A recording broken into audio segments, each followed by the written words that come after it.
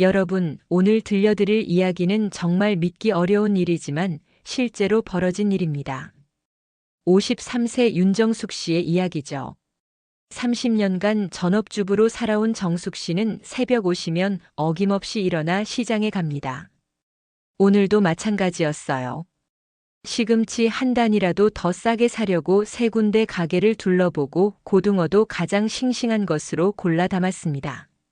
남편 조기철 씨를 위해서죠. 집으로 돌아온 정숙 씨는 평소 습관대로 통장을 확인했습니다. 그런데 이게 웬일일까요?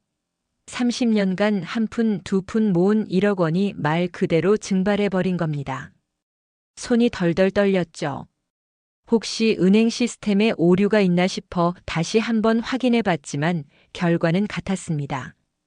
그때 거실에서 핸드폰을 보고 있던 남편 기철 씨가 무심하게 한마디 던집니다. 아, 그거? 세라가 급하게 돈이 필요해서 좀 빌려줬어. 곧 들어올 거야. 정숙 씨는 말문이 막혔습니다. 자신의 동의도 없이 평생 모은 돈을 다른 여자에게 빌려줬다니요. 당신, 내 돈을 왜 멋대로 써요? 라고 묻자 기철 씨는 오히려 당당합니다. 아니, 우리 돈이잖아. 당신 혼자 번 거야? 바로 그때 핸드폰에 메시지가 도착했습니다. 바로 민세라 씨로부터 온 톡이었어요. 언니 너무 감사해요. 역시 기철 선배님이랑 사시는 분은 다르시네요. 히읗히읗. 이 메시지를 본 정숙 씨의 심장은 쿵 하고 내려앉았습니다. 단순히 돈을 빌려준 게 아니라는 직감이 들었거든요. 이런 일이 남의 얘기 같으신가요? 한 번쯤 내 이야기 같다면 지금 구독과 좋아요 눌러두세요. 나중에 속이 뻥 뚫릴 테니까요. 정숙 씨의 악몽은 여기서 끝나지 않았습니다. 더 큰 충격이 기다리고 있었거든요. 다음 날 은행에 직접 가서 확인해 보니 통장뿐만 아니라 보험, 적금까지 모조리 해약되어 있었습니다. 30년간 차곡차곡 쌓아온 모든 것이 하루아침에 사라진 거죠. 은행 직원도 놀랄 정도였어요. 부인, 이렇게 많은 금액을 한 번에 해약하신 이유가 있으신가요?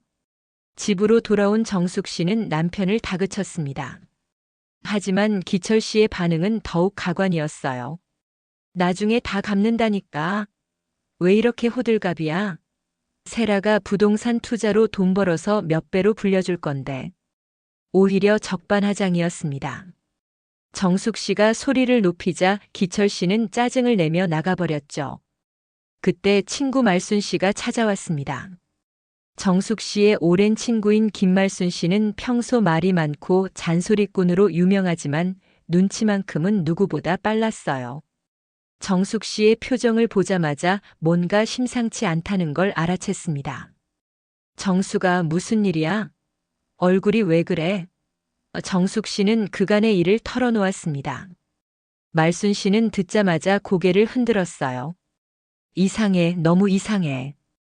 그 세라라는 여자 분명히 뭔가 꾀가 있을 거야. 정숙아, 우리가 직접 확인해 봐야겠어. 하지만 정숙 씨는 망설였습니다.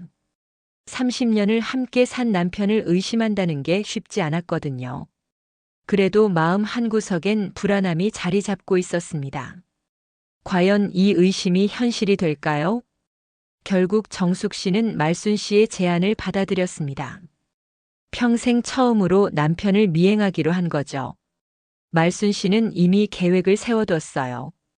정숙아, 우리가 탐정이 된 셈치고 해보자. 진실을 알아야 대응할 수 있어. 두 사람은 기철 씨가 나가는 뒤를 조심스럽게 따라갔습니다. 기철 씨는 평소와 다른 행동을 보였어요. 옷차림도 평소보다 단정했고 발걸음도 가벼워 보였습니다. 지하철을 타고 강남으로 향하더니 고급 백화점 앞에서 누군가를 기다리기 시작했어요. 정숙 씨와 말순 씨는 멀찍이 떨어진 카페에서 지켜봤습니다. 그때 나타난 사람이 바로 민세라 씨였어요. 43세라고 하기엔 너무나 화려한 차림새였습니다. 명품 가방에 하이힐, 그리고 자신만만한 걸음걸이까지. 두 사람이 만나자마자 기철 씨의 표정이 완전히 달라졌어요. 평소 집에서 보던 무뚝뚝한 모습은 온데간데 없고 마치 20대 청년처럼 들뜬 모습이었습니다. 더 충격적인 건 그 다음이었어요. 두 사람이 손을 잡고 고급 이탈리안 레스토랑으로 들어가는 모습을 목격한 겁니다. 정숙 씨는 그 순간 온몸에 힘이 빠졌어요. 30년간 한 번도 자신을 그런 곳에 데려간 적 없는 남편이 다른 여자와는 그렇게 자연스럽게 들어가고 있었거든요. 말순 씨가 정숙 씨의 어깨를 잡았습니다. 정숙아, 진정해. 아직 더 봐야 해. 식당 창문 너머로 보이는 두 사람의 모습은 연인 그 자체였습니다. 기철 씨는 세라 씨에게 뭔가를 열심히 설명하고 있었고, 세라 씨는 고개를 끄덕이며 미소를 짓고 있었어요. 정숙 씨는 더 이상 참을 수 없었습니다. 말순 씨와 함께 식당으로 들어가려 했지만 말순 씨가 말렸어요. 정숙아, 지금 들어가면 안 돼. 저들이 뭘 하는지 정확히 알아야 해. 대신 말순 씨는 기가 막힌 아이디어를 냈어요. 식당 직원에게 접근해서 정보를 캐내기로 한 거죠. 말순 씨는 평소 사교성이 좋았거든요. 식당 매니저와 자연스럽게 대화를 나누더니 중요한 정보를 얻어냈습니다. 그 커플이요? 아, 단골이에요. 매주 한 번씩은 오시는데 항상 부동산 서류를 들고 와서 얘기하시더라고요. 어제도 뭔가 계약서 같은 걸 보면서 축배를 들었어요. 정숙 씨의 머릿속이 하얘졌습니다. 부동산 계약서라니. 설마 자신 모르게 집까지 건드린 건 아니겠죠? 두 사람은 급히 부동산 등기소로 향했어요. 그리고 거기서 더욱 충격적인 사실을 알게 됐습니다. 정숙 씨 명의의 집을 담보로 대출을 시도한 흔적이 있었던 거예요. 다행히 아직 완료되지는 않았지만 서류는 이미 접수된 상태였습니다. 정숙 씨는 그제야 확신했어요. 이 사람들이 내 인생을 통째로 속였구나. 말순 씨도 분노했습니다. 정숙아, 이건 단순한 바람이 아니야. 계획적인 사기야. 집으로 돌아온 정숙 씨는 기철 씨를 기다렸습니다. 평소와 다름없이 저녁을 차려놓고 앉아 있었어요. 기철 씨가 들어오자 오늘은 어디 다녀왔어요? 라고 자연스럽게 물었습니다. 기철 씨의 대답은 뻔뻔했어요. 친구들이랑 바둑 뒀어. 왜? 그 순간 정숙 씨는 마음속으로 다짐했습니다.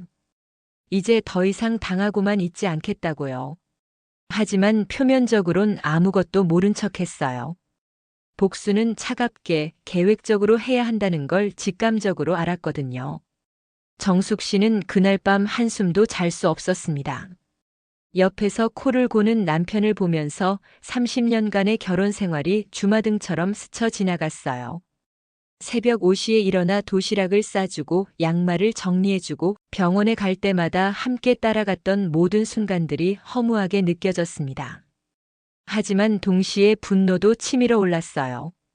내가 이렇게 호락호락한 사람인 줄 알았구나. 다음 날 정숙 씨는 조카 민지에게 전화를 걸었습니다.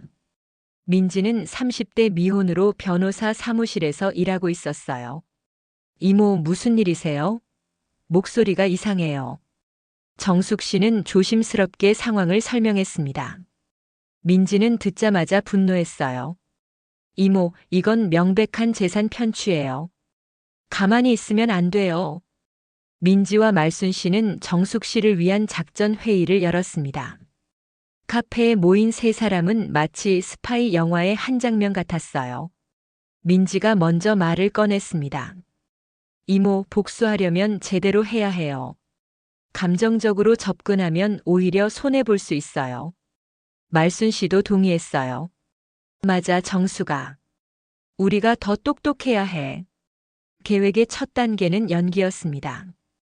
정숙 씨는 집에서 아무것도 모른 척 오히려 더 상냥하게 굴기로 했어요. 기철 씨와 세라 씨를 안심시켜서 더 큰 실수를 유도하는 거였죠. 민지가 설명했습니다. 사람들은 상대방이 순진하다고 생각하면 더 대담해져요.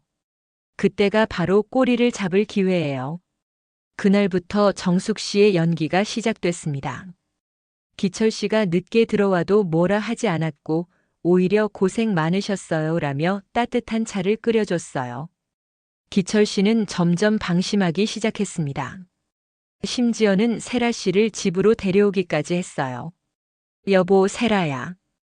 우리 회사 후배인데 인사드려. 세라 씨는 정숙 씨에게 공손하게 인사했습니다. 언니, 항상 기철 선배님한테 좋은 얘기만 들었어요. 하지만 정숙 씨는 세라 씨의 눈빛에서 차가운 계산을 읽을 수 있었어요.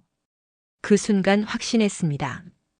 이 여자는 처음부터 돈을 노리고 접근한 거라고요. 정숙 씨의 본격적인 반격이 시작됐습니다. 민지의 도움으로 세라 씨가 운영하는 부동산 업체에 대해 철저히 조사했어요. 놀랍게도 세라 씨는 여러 건의 탈세 의혹과 명예 도용 전력이 있었습니다. 민지가 흥분해서 말했어요. 이모, 이 여자 완전 전과자예요. 어떻게 이런 사람을 믿으셨어? 정숙 씨는 차분하게 대답했습니다. 나는 믿은 게 아니라 당한 거야. 하지만 이제는 다르지. 첫 번째 수는 익명 제보였어요. 세라 씨의 부동산 업체 탈세 자료를 국세청과 금융감독원에 동시에 신고한 겁니다. 민지가 법적 절차를 완벽하게 준비해줬어요. 두 번째 수는 더욱 치밀했습니다. 기철 씨가 세라 씨와 함께 투자한 땅이 곧 투기지구에서 해제될 예정이라는 정보를 입수한 거예요. 말순 씨의 남편이 구청에서 일했는데 그쪽 정보망을 통해 알아낸 것이었죠. 정수가 그 땅값이 곧 반토막 날 거야. 타이밍만 잘 맞추면 돼. 가장 중요한 건 세 번째 수였습니다. 정숙 씨는 본인 명의로 된 모든 재산을 정리하기 시작했어요. 집, 예금, 보험까지 모든 것을 조카 민지 명의로 신탁계약을 체결한 겁니다. 법적으로 완벽한 절차였죠. 기철 씨는 아무것도 모르고 있었어요. 그러던 어느 날 기철 씨에게 대출 독촉 전화가 걸려왔습니다. 고객님, 담보 설정하신 부동산 가치가 급락해서 추가 담보가 필요합니다. 기철 씨는 당황했어요. 세라 씨에게 전화를 걸어봤지만 연결되지 않았습니다. 그제야 뭔가 잘못됐다는 걸 눈치챘죠. 정숙 씨는 그런 남편을 보며 조용히 미소 지었습니다. 복수는 이제 막 시작일 뿐이었거든요. 30년간 참고 견뎌온 인내심이 이제야 빛을 발하는 순간이었어요. 드디어 정숙 씨의 복수가 절정에 달했습니다. 먼저 세라 씨에게 일이 터졌어요. 국세청 조사가 들어간 겁니다.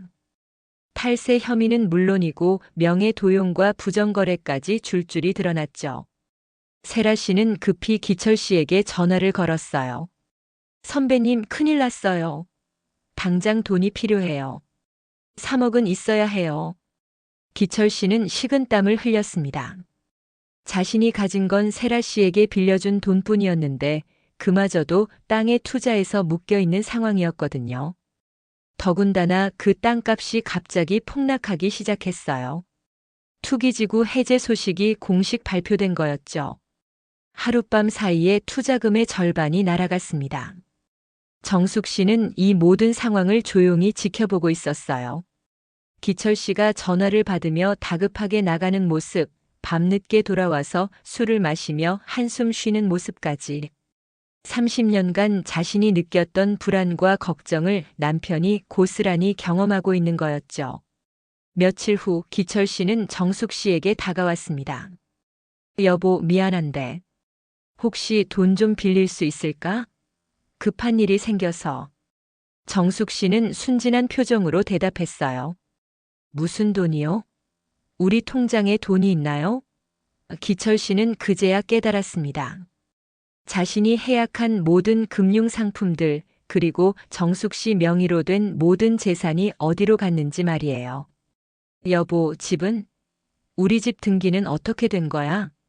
기철 씨의 목소리가 떨렸어요. 정숙 씨는 차분하게 대답했습니다. 아, 그거요? 조카한테 신탁했어요. 당신이 내 동의 없이 담보로 잡으려고 해서요. 기철 씨는 말문이 막혔어요. 자신이 계획했던 모든 것이 수포로 돌아간 겁니다. 그때 현관벨이 울렸습니다. 경찰이었어요. 조기철 씨 계신가요? 세라 씨가 체포되면서 공범 혐의로 기철 씨까지 조사를 받게 된 거였죠. 정숙 씨는 그 순간을 보며 30년간 쌓였던 한이 조금씩 풀리는 걸 느꼈습니다. 며칠 후 정숙 씨는 조용히 짐을 싸고 있었어요. 많지 않았습니다. 30년간 살림을 하며 모은 것들 중에서 정말 자신의 것이라고 할 수 있는 건 얼마 없었거든요. 옷 몇 벌과 책 몇 권, 그리고 어머니의 유품인 반지 하나가 전부였어요. 기철 씨는 거실에서 멍하니 앉아 있었습니다. 세라 씨는 사기와 탈세 혐의로 구속됐고 자신도 수사기관 조사를 받고 있는 상황이었죠. 무엇보다 충격적인 건 30년간 함께 살아온 아내가 이렇게 치밀하게 계획을 세워 복수했다는 사실이었어요. 정말 갈 거야? 기철 씨가 조심스럽게 물었습니다. 정숙 씨는 돌아보지 않고 대답했어요. 30년간 당신 뒷바라지 하느라 내 인생을 잊고 살았어요. 이제 내 인생을 찾아가려고 해요. 더 이상 할 말이 없었습니다. 기철 씨도 자신이 저지른 일의 크기를 이제야 깨닫고 있었거든요. 말순 씨가 차를 가지고 와서 기다리고 있었어요. 정수가 후회 안 돼? 정숙 씨는 잠시 생각해 보더니 미소를 지었습니다. 후회요? 전혀요. 이제야 내 돈이 내 인생을 지키는 법을 알았어요. 차창 밖으로 보이는 집을 마지막으로 바라보며 정숙 씨는 새로운 다짐을 했어요. 몇 달 후 정숙 씨는 작은 카페를 열었습니다. 단골 손님들은 정숙 씨의 밝은 미소에 자주 놀랐습니다. 마치 20년은 젊어 보였거든요. 가끔 옛 이웃들이 찾아와서 안부를 묻곤 했어요. 기철 씨는 어떻게 지내세요? 정숙 씨는 항상 같은 대답을 했습니다. 잘 지내겠죠. 이제 각자 자기 인생을 사는 거니까요. 평생을 다른 사람을 위해 살다가 처음으로 자신을 위해 사는 법을 배운 정숙 씨. 그녀의 새로운 인생은 이제 막 시작된 거였습니다. 오늘 이야기는 여기서 마무리됩니다. 평생을 믿었던 사람에게 당하는 배신, 하지만 복수는 화려할 필요 없습니다. 조용히 확실하게. 오늘도 누군가는 다시 시작합니다. 여러분도 정숙 씨처럼 용기 있는 선택을 하시길 바라며 구독과 좋아요로 응원해 주세요.